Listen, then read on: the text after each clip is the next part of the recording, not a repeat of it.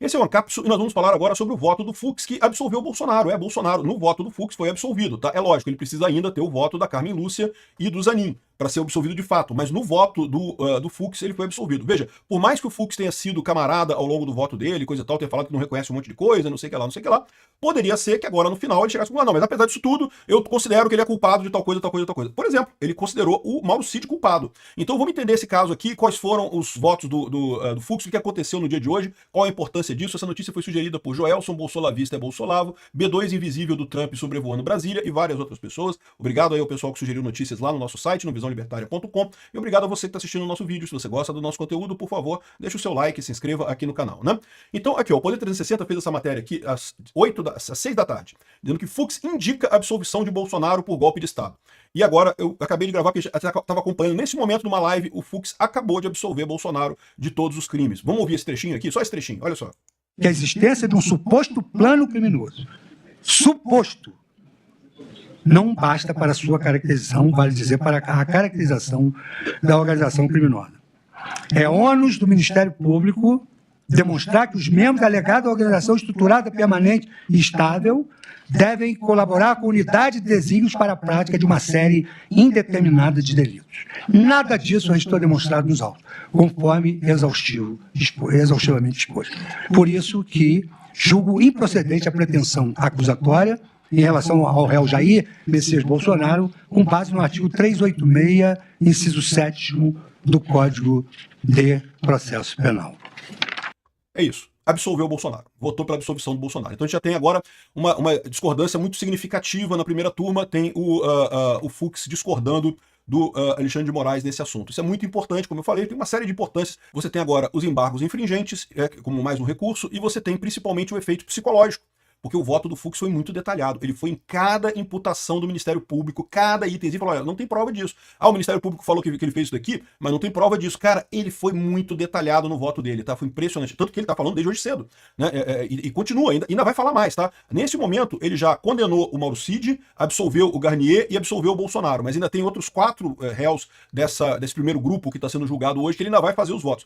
Porém, eu acho, a minha impressão, pelo que falou até aqui, é que ele vai absolver todo mundo. Não vai ficar ninguém desse voto, desse primeiro grupo culpado. O que eu entendo que ele entendeu nessa história é que se houve algum ato executório de tentativa de golpe, foi o Mauro Cid com o Mauro Fernandes, que é aquele cara que escreveu o plano golpe, punhal verde e amarelo, alguma coisa assim, eles teriam feito alguma coisa. Então, no entendimento do Fux, eles teriam culpados, mas o resto todo não tem nenhuma prova, né? Lembra, é muito importante o que ele falou aqui, não é obrigação do Bolsonaro provar a inocência dele. O Bolsonaro não tem que provar que é inocente, é o Ministério Público que tem que provar, acima de qualquer dúvida, que Bolsonaro participou desse golpe. E o que ele fala é muito simples. O Ministério Público fala que teve, imprimiu tal minuta, que era uma minuta golpista. Tá, mas cadê a minuta? Não tá aqui no alto, não tem a minuta no alto. Ah, ele diz que tem não sei o que lá, não sei aonde, mas pô, não tem garantia disso daqui, né?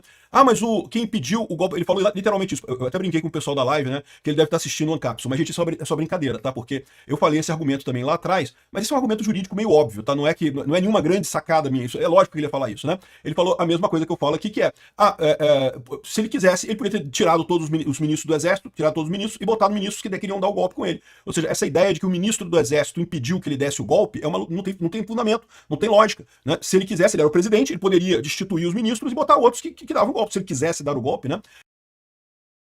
Aliás, a conclusão dele no final foi mais ou menos essa. Ele falou de várias mensagens que o Ministério Público colocou de pessoas reclamando que Bolsonaro não assinava a ordem, não assinava a coisa, Bolsonaro não assinou, não sei o que lá. Ou seja, no final você chega à conclusão que Bolsonaro não quis dar o golpe. Se Bolsonaro quisesse dar o golpe, ele dava o golpe. Teve um monte de gente esperando que ele assinasse. Ele não quis assinar, não assinou. E pronto, e ótimo. Excelente, é isso que se esperava dele mesmo. Ninguém queria golpe mesmo.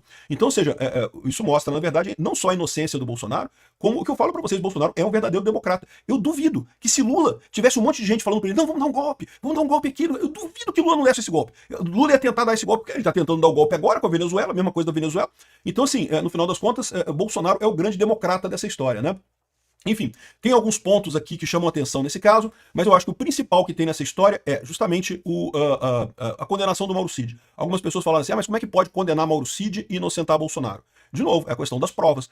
Prova de que o Mauro Cid conversou com alguém sobre um plano para dar um golpe de Estado, havia essa prova. Por quê? Porque ele recebeu o tal do punhal verde e amarelo, sei lá, o documento no celular dele, e o Fux falou, não, isso aqui é prova que o Mauro Cid estava sabendo dessa coisa, o Mauro Cid planejou alguma coisa. Agora, não dá para saber se o Bolsonaro teve isso, não tem prova que o Bolsonaro estava sabendo disso, podia ser só o Mauro Cid com o pessoal, aliás, a indicação que havia era exatamente essa, né? Então, sim, você pode condenar o Mauro Cid e absolver o Bolsonaro, porque você precisa ter prova para colocar o Bolsonaro nesse caso. O Ministério Público, na correria toda de tentar fazer esse julgamento todo antes das eleições de 2026, simplesmente não conseguiu levantar prova. Então, porque não tinha, né? A gente sabe que não tinha prova de nada no final das contas, né? Outro motivo pelo qual ele condenou o Mauro Cid, eu acho que foi estratégico, tá? Repara, se ele não condenasse o Mauro Cid, se ele dissesse que o Mauro Cid também é inocente, os outros juízes podiam virar, peraí, mas o Mauro Cid assinou uma delação premiada. Delação premiada assume que você confessa um crime. Você está confessando que fez um crime. Então, se ele assinou delação premiada, ele está assumindo que ele é culpado. Então, o Fux não poderia deixar o Mauro Cid se livrar totalmente, porque senão seria estrategicamente para ele ruim. Ele ia estar inocentando alguém que a própria pessoa disse que era culpada. Então, não pode, né? Então, essa foi o cálculo do Fux. Por isso que nas preliminares, o Fux acolheu todas as preliminares de incompetência do STF, de cerceamento de defesa, um monte de coisa, mas não acolheu a preliminar de validação da delação premiada do Cid. Por quê? Porque ele ficaria numa posição ruim. O Cid disse que é culpado, né? E aí também condenou o Cid também. Verdade seja dita, ele condenou o Cid por apenas um crime, que é a tentativa de abolição do Estado Democrático de Direito. É esse crime aqui do 359M. Ele disse que o 359L absorve o 359... Desculpa, o 359M absorve o 359L, né? A gente já tinha falado sobre isso aqui, né? Quando os dois crimes são a mesma coisa no final das contas, né? Ou seja, aqui ó, o 359M, tentar depor por meio de violência ou grave ameaça governo legitimamente constituído, pena de até 12 anos. Tentar, com emprego de violência ou grave ameaça, abolir o Estado Democrático de Direito, impedindo ou restringindo o exercício de poderes constitucionais. Ora, para você fazer isso daqui, você tem que ter feito isso daqui. Não tem como você tentar depor um governo legitimamente constituído sem abolir o Estado Democrático de Direito. O Estado Democrático de Direito não permite que você tire um governo eleito de outra forma. Então, assim, ele entende que os dois, então, um absorve o outro, e no final das contas, só o maior que vale. Então, o Mauro Cid, ele vai ter uma pena de 4 a 12 anos. Mas aí vai ter os benefícios da delação premiada, a gente não sabe como é que vai ser isso. A pena do Mauro Cid seria essa, que ele colocou aqui, né? De novo, porque o Mauro Cid assinou a delação premiada, né? Então ele não tinha como escapar dessa história, né? Bom, teve mais um monte de casos curiosos aqui, né?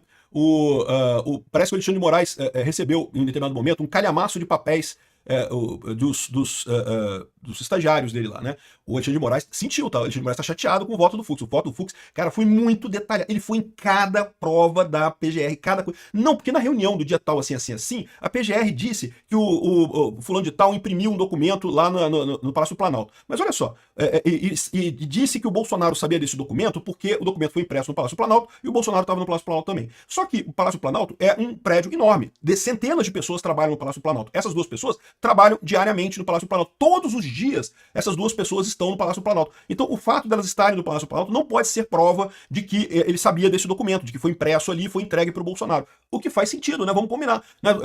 Ele falou, não, a gente mesmo aqui, todo mundo aqui trabalha no mesmo lugar. Eu, às vezes, imprimo coisa na minha impressora aqui. Como é que vocês sabem do que eu imprimo na minha impressora? Não quer dizer nada. A gente tá todo dia aqui. Dizer que porque eu imprimi uma coisa na minha impressora, vocês todos ficaram sabendo dela, não quer dizer nada, né? Só pela geolocalização, né? Enfim, ele foi em cada prova e destruiu cada prova. Cara, eu vou te falar um negócio. É lógico que, como eu falei pra vocês, esse julgamento é um julgamento político. Então pode ser que a Carmen Lúcia ignore isso, o Janine ignore isso e condene Bolsonaro. Mas eu vou falar um negócio. Ficou muito claro a fragilidade da PGR nesse voto do Fux, tá? Aqui, ó. O Fux decretou a anulação do processo do Bolsonaro, mostrou a jurisprudência e coisa e tal, e o pessoal tá preocupado agora com ele, né? Expôs pro mundo o que a imprensa quis esconder. Bolsonaro está sendo julgado no lugar errado, pelas pessoas erradas, com base de leis que só existem para ele. Isso aqui é verdade, mas isso aqui não é das preliminares. Depois ele foi em cada prova que tinha, falou, não tem prova para condenar Bolsonaro. Nenhuma das provas indica que ele sabe, né? Em determinado momento, o Fux olhou pro pessoal, provavelmente pro Zanin e pro Alexandre de Moraes, e falou que vocês sabem que a corrupção no julgamento não é só dinheiro, né? É também satisfazer interesse de qualquer natureza. Bem, vocês sabem que vocês podem ser acusados de corrupção, né? Outra coisa aqui, ó, quando começaram as divergências, os processos não seguiram para o plenário. O Fux apontou isso. Ele acha que os processos do 8 de janeiro deveriam ter subido para o plenário. Gravíssimo, mais do que um equívoco, uma dupla punição. A estratégia de impor 2 delitos em concurso material. É aquilo que a gente falou do 359L e 359M. Um absorve o outro, porque você precisa fazer um para fazer o outro. Então, por definição do direito penal, só vale o mais sério, né? Eu já dei o exemplo aqui para vocês da pessoa que invade a casa para roubar a sua casa, né? Então, invasão de domicílio já é um crime. Se a pessoa invade a sua casa, é um crime. Agora, se ela invade a sua casa para roubar, o crime é maior, porque é o roubo, né? Ele não é culpado pelas duas coisas, ele é culpado só pelo roubo, mas é uma pena maior, né? Enfim, outra coisa que ele falou aqui, estou evitando citar nomes de colegas, acho desconfortável e deselegante. Olha só, destaco que, como no processo penal, o protagonismo da instrução processual incumbe às partes, ou seja, ao PGR e à defesa, não ao juiz. Ele está dando uma indireta para o Alexandre de Moraes aqui. Pô, o Alexandre de Moraes fez um monte de pergunta, muito mais pergunta do que a PGR. Torna-se imperativo que antes da produção da prova oral, antes da inquisição de testemunhas e do interrogatório, a defesa já conheça todo o acervo probatório. Caramba, é direta para o Alexandre de Moraes, né? E como Vossa Excelência pode verificar, estou evitando citar nomes dos colegas porque acho desconfortável e deselegante. Mas foi você, Xandão. É você, Alexandre de Moraes, que eu tô falando, pô, que fez essa merda, né? Outra coisa que o Fux falou aqui, ó. Regimes autoritários semi-consolidados são regimes que procuram manter uma fachada democrática, mas não cumprem sequer os padrões mínimos de uma democracia eleitoral. Eles são marcados por manipulações sistemáticas, uso abusivo de recursos públicos e irregularidades que garantem a vitória dos incumbentes. Olha só que coisa, né? Regimes autoritários consolidados caracterizados pelo fechamento quase absoluto do espaço democrático. O poder concentra-se em ditadores ou elites dominantes mantido por longo período mediante eleições simuladas, pautadas e eleições muitas vezes simuladas sem competição real, disse o Fux, né? Então repara que ele tá dando um recado aqui, olha só, a gente já tá numa democracia meio capenga aqui, porque pô, o pessoal tá forçando a barra pra caramba. E espero que a gente não entre pra uma ditadura aberta, né? Uma ditadura completa aqui no Brasil. Olha a dica que ele deu, né? Outra coisa, muita gente estava reclamando do fato dele ter votado pela incompetência do STF, mas se você olhar os votos, quem mudou o voto nessa questão de competência foi Alexandre de Moraes, Dias Toffoli, Gilmar Mendes e Barroso. O Fux, ele manteve o mesmo voto. O Fachin também manteve o mesmo voto. A Carmen Lúcia também manteve o mesmo voto. Quem mudou de voto foram os outros. Quem deveria ser acusado de mudar a ideia são os outros, né?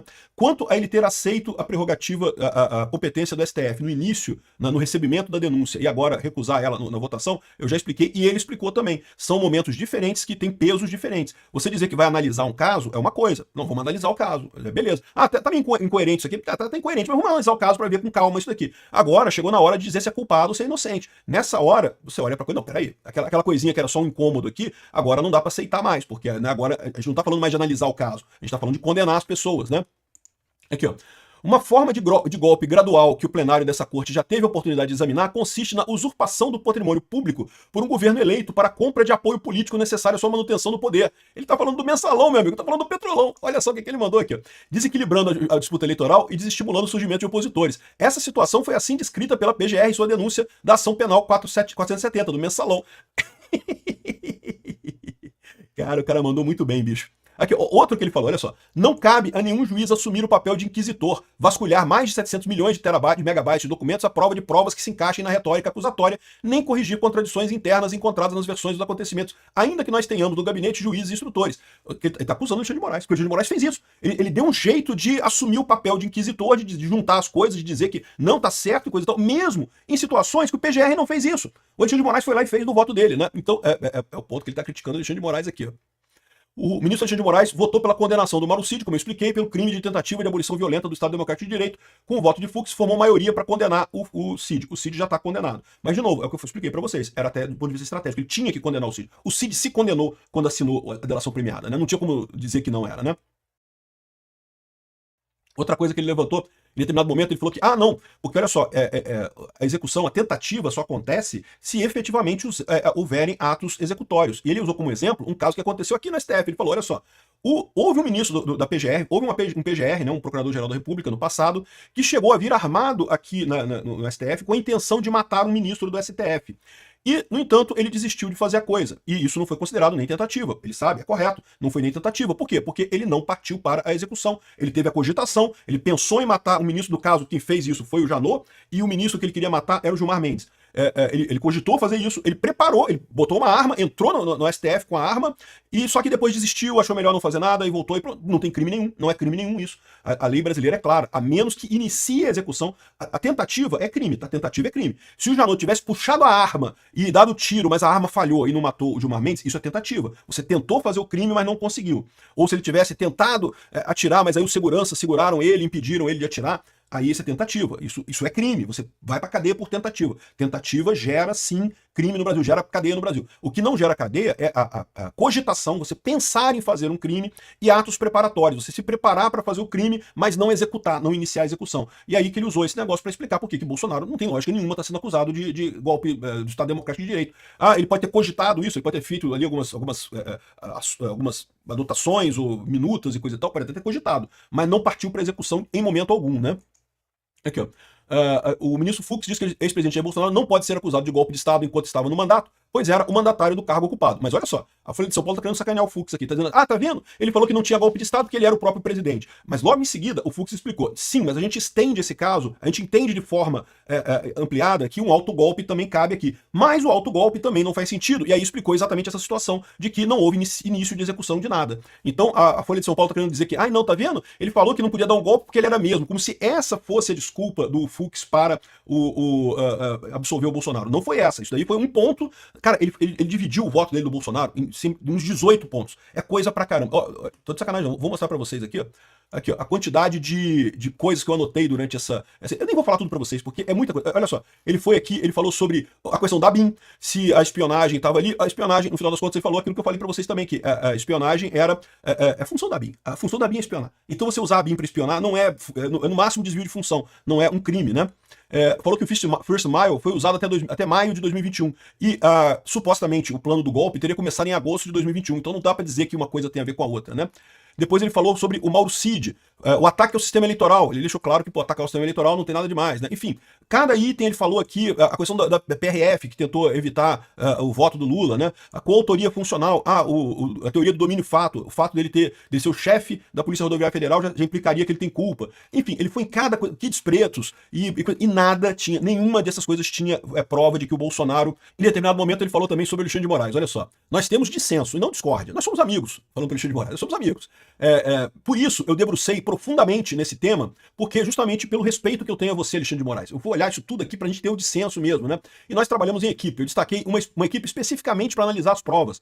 Por isso que eu estou mencionando data por data, dado por dado. Ele foi em cada data que estava lá no coisa do Ministério Público, em cada argumento do Ministério Público, chegou à conclusão no final que, olha só, não tem nada contra Bolsonaro. Não tem uma prova consistente contra Bolsonaro, absolveu Bolsonaro. Antes disso, ele já tinha absolvido o Garnier, tá? O Garnier também, o Garnier é da Marinha, né? Ou é da Aeronáutica? Eu não lembro. Eu acho que é da Marinha, o Garnier. Ele foi absolvido também. E o Mauro Cid foi condenado, como eu falei. Ainda vai ter o voto dos outros hoje lá no STF. Mas eu imagino que pelo voto do Bolsonaro, ele vai inocentar todo mundo. Agora, eu acho que no próximo núcleo, quando entrar o Mauro Fernandes e o núcleo do pessoal dos kits pretos e coisa e tal, eu acho que esse pessoal ele vai condenar também. Finalmente, importante lembrar que o voto dele, em princípio, não muda nada, né? Cria a possibilidade do recurso, de mais recursos, né? Do embargo infringente, cria a possibilidade de uma anulação posterior, cria um monte de possibilidade, mas não muda nada agora. A questão toda vai depender do voto da Carmen Lúcia e do Cristiano Zanin. Foi um voto muito detalhado. Isso faz diferença, gente. O juiz, a Carmen Lúcia e o Zanin vão ficar preocupados agora de aderir ao Alexandre de Moraes, porque o voto do Fux foi muito mais detalhado do que o voto do Alexandre de Moraes. O Alexandre de Moraes ficou se defendendo de acusações o tempo todo e não chegou a entrar em nem metade desses detalhes que o Fux entrou aqui em cada prova, em cada item que foi dito lá pela acusação, né? Então esse pessoal vai ficar constrangido disso aqui. Quer dizer que eles vão votar a favor do Bolsonaro? Não sei. Eu acho que eles se sentiriam mais à vontade de votar a favor da preliminar e jogar para a primeira instância. Mas vamos ver o que vai acontecer. Em princípio, o voto da Carmen Lúcia e do Zanin deve começar amanhã. E depois disso deve ter a votação das penas, porque não se discutiu ainda a pena de ninguém, tá? Por enquanto, só se é culpado ou inocente. O Alexandre de Moraes e o Dino considerou todo mundo culpado. O Dino falou que teria redução por insignificância ou menor importância de algumas pessoas, né? O Fux inocentou todo mundo, condenou só o Mauro Cid e só por um crime, né? Agora vamos ver como é que vai ser o voto da Carmen Lúcia e do Zanin, e aí depois eles vão entrar na dosimetria da pena, que é calcular quanto que seria de cadeia para cada um mesmo. Lá na sexta-feira a gente deve ter esse resultado, mas de novo, eu não sei, eu tô com expectativa boa, tá? Eu tô achando que a Carmen Lúcia pelo menos pode votar a favor do Bolsonaro ou a favor de jogar para a primeira instância. Isso seria bastante possível, viu? Mas vamos ver o que vai acontecer. Obrigado por assistir o vídeo até o final. Além de curtir, compartilhar e se inscrever no canal, considere se tornar patrocinador com valores a partir de R$ 1,99. Clique no botão Seja Membro abaixo para saber as condições e vantagens de patrocinar o canal. Mais informações sobre o nosso projeto, visite nossos sites indicados na tela.